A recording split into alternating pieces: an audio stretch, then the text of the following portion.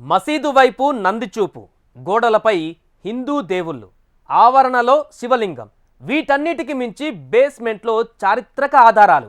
ఇవన్నీ కంటికి కనిపించేవే, కాదనలేని సత్యాలే. కానీ వివాదం వందల ఏళ్లుగా జరుగుతూనే ఉంది.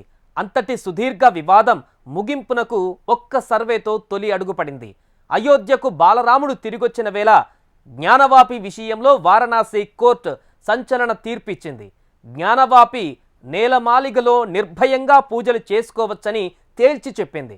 దీంతో 1993 తర్వాత అక్కడ హిందూ దేవుళ్ళు పూజలు అందుకోవడానికి రంగం సిద్ధమైంది. ఇంతకు శతాబ్దాలుగా తేలని వివాదానికి ఒక్క సర్వేతో తొలి అడుగు ఎలా పడింది? వారణాసి కోర్టు తీర్పు తర్వాత ఏం జరగబోతోంది ఇప్పుడు చూద్దాం. కీలక మలుపు తిరిగిన శతాబ్దాల జ్ఞానవాపి వివాదం. జ్ఞానవాపి నేలమాళిగలో పూజలకు కోర్టు అనుమతి. కోర్టు తీర్పు తర్వాత జ్ఞానవాపిలో ఏం జరగబోతోంది? కోట్లాది మంది హిందువులకు 2024 జనవరి నెల జీవితంలో మరిచిపోలేని సంతోషాలను మిగిల్చింది. శతాబ్దాల తర్వాత అయోధ్యపురిలో బాలరాముడి ఆగమనం వైభవోపేతంగా జరిగింది. యావత్ దేశం ఇంకా అయోధ్య ఆధ్యాత్మిక మూడ్లోనే ఉంది. సరిగ్గా ఇలాంటి సమయంలోనే జ్ఞానవాపి వివాదానికి ముగింపు పలికే ఏఎస్ఐ నివేదిక కోర్టు ముందుకొచ్చింది. దీంతో కోట్లాది మంది హిందువులు ఈ వివాదం కూడా ముగిసిపోతే అదే చాలనుకున్నారు. 839 పేజీల ఏఎస్ఐ నివేదిక కూడా హిందువుల ఆశలు చిగురించేలా చేసింది. తన సుదీర్ఘ నివేదికలో జ్ఞానవాపి మసీదు అతి పెద్ద పురాతన హిందూ ఆలయ పునాదులపై నిర్మితమైందేనని తేల్చేసింది.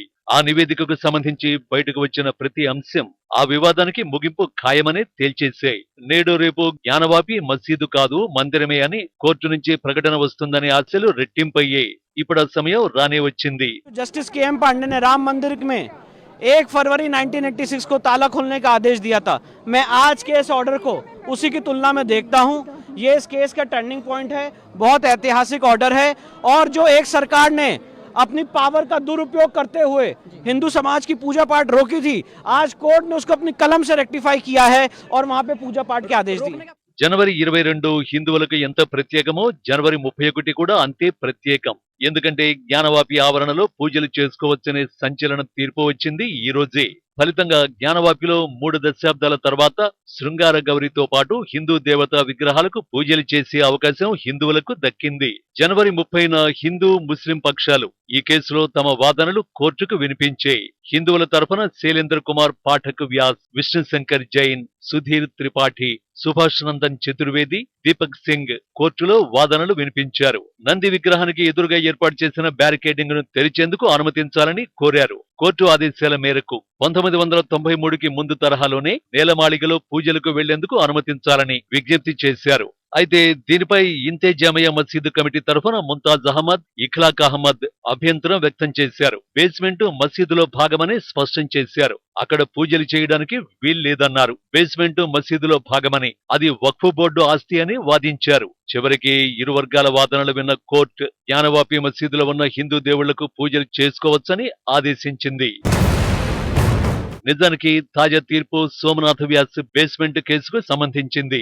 వ్యాస్ కుటుంబం 1993 వరకు నేలమాళిగలో పూజలు చేసేవారు. అయితే అప్పటి రాష్ట్ర ప్రభుత్వం ఆదేశంతో నేలమాళిగలో ఉన్న హిందూ దేవతామూర్తులకు పూజలు నిలిపేయాల్సి వచ్చింది. దీంతో ఆ ప్రాంతంలో గతంలో మాదిరిగా పూజలు చేసుకునేందుకు అనుమతినివ్వాలని వ్యాస్ పిటిషన్ దాఖలు చేశారు. చివరికి ఇరు వర్గాల వాదనలు విన్న కోర్టు జ్ఞానవాపి నేలమాళిగలో పూజలు చేసుకోవచ్చని సంచలన తీర్పునిచ్చింది.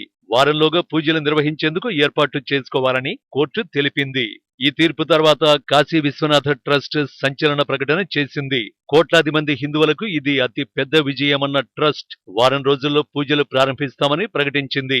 ఈ కేసును వాదించిన లాయర్ శంకర్ జైన్ సైతం ఇకపై జ్ఞానవాపి మసీదులో శివుడికి పూజలు చేసే హక్కు ప్రతి ఒక్కరికి ఉంటుందని స్పష్టం చేశారు. बंसज जो है शैलेंद्र कुमार व्यास की तरफ से हम लोगों ने दाखिल किया था, जिसपे कोर्ट ने सुनवाई के बाद रिसीवर 17 दिसंबर को रिसीवर नियुक्त कर दिया था जिलाधिकारी को। और आज जो है पूजा पाठ का अधिकार जो है आज दे दिया गया कि वहाँ जितने भी हिंदू धार्मिक क्रियाकलाप हैं, पूजा पाठ है, उसको पुनः बहाल किया जाए। और 1 सप्ताह के अंदर जिलाधिकारी जो रिसीवर हैं उनको कंप्लाइन करने का माननीय कोर्ट ने आदेश कर दिया है।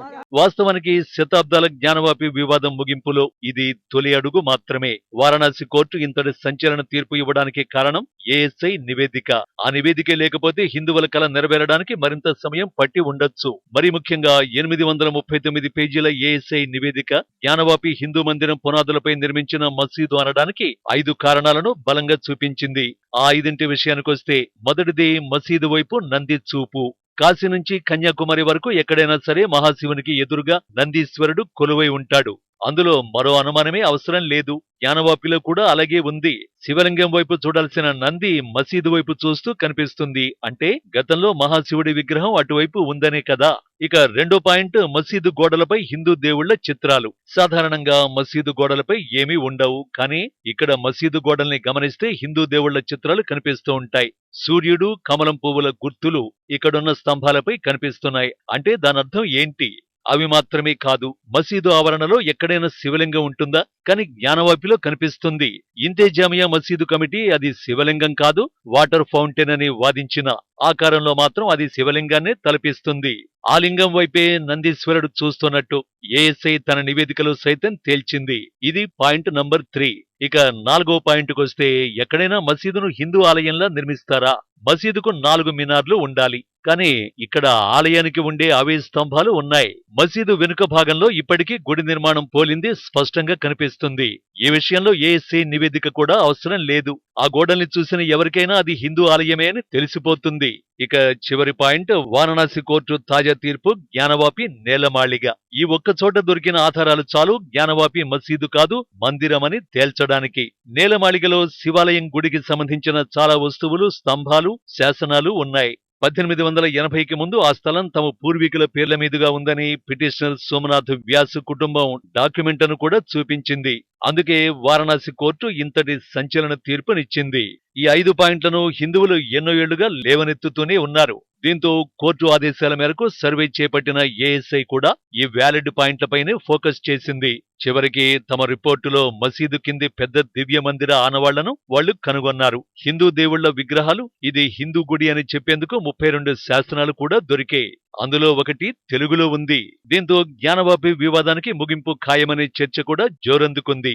ఈ క్రమంలో తొలి తీర్పు నేలమాళిగ విషయంలో వచ్చింది. కానీ నేలమాళిగలో పూజలు చేసుకునే హక్కును పొందే విషయంలో ఏఎస్ఐ నివేదికలో ఎక్కడా ప్రస్తావన లేదని, దీనిపై అలహాబాద్ హైకోర్టులో అప్పీల్ చేస్తామని అంజుమన్ ఇంతేజామియా కమిటీ చెబుతోంది. ఒకవేళ అలా అప్పీల్ చేసినా అక్కడ కూడా తామే గెలుస్తామనే ధీమా హిందూ తరఫు న్యాయవాదుల్లో కనిపిస్తోంది. ఏది ఏమైనా శతాబ్దాల జ్ఞానవాపి వివాదానికి ఏఎస్ఐ నివేదిక ముగింపు పలకడం ఖాయంగా కనిపిస్తోంది.